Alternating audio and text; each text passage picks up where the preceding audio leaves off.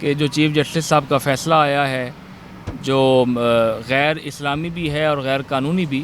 ہم اس کی بھرپور مذمت بھی کرتے ہیں اور ہم یہ امید رکھتے ہیں کہ ان کو قانونی تقاضوں کو پورا کرتے ہوئے اور شرعی تقاضوں کو پورا کرتے ہوئے بالکل قانونی پورے 100% قانونی فیصلہ اور شرعی فیصلہ جو علماء کرام علماء اسلام کے روح سے اور ان کے بیانات میں اور قرآن کی اور احادیث کی روشنی میں جو پہلے فیصلہ ہوا تھا اسی کی مطابق فیصلہ رکھا جائے، تاکہ اسی میں ہی ہماری کامیابی ہے اور اسلام کے جو شاعر ہیں ان کو صرف مسلمان استعمال کریں،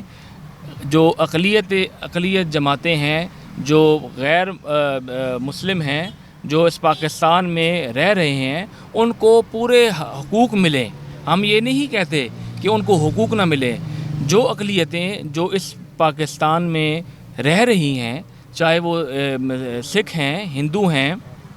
یا کرسچنز ہیں، جو بھی رہ رہے ہیں اسی طریقے سے جیسے یہ باقی ہیں، یہ بھی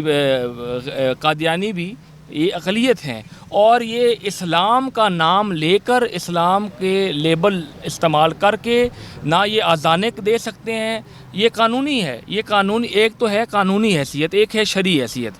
ان کی دونوں حوالوں سے یہ غیر مسلم ہے۔ تو ہم بالکل کسی انتہا پسندی کو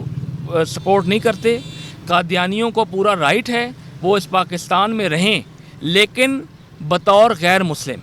جو ڈکلیئر ہوئے ہیں قانونی حوالے سے بھی اور شرعی حوالے سے بھی، بس یہ فیصلہ واپس لیا جائے، ہمیں کوئی اس میں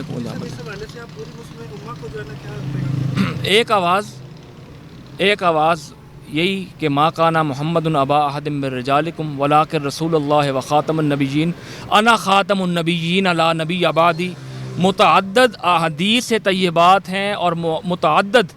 قرآن مجید کی نصوص سے یہ بات واضح ہے، اظہر من الشمس ہے کہ حضور خاتم النبیین ہیں۔ کوئی بھی اب دعویٰ کرے گا قیامت تک تو وہ یہ دائرہ اسلام سے خارج ہے اور اس کا اسلام سے کوئی تعلق۔ غیور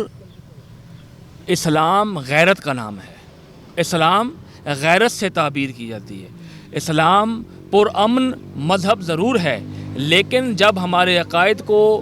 ڈسٹرب کیا جائے گا اس وقت بالکل ہم خانقاہوں سے نکلیں گے اور ایک غیرت ایمانی کے ساتھ اس فیصلے کو کنڈیم بھی کریں گے اور مذمت بھی کریں گے۔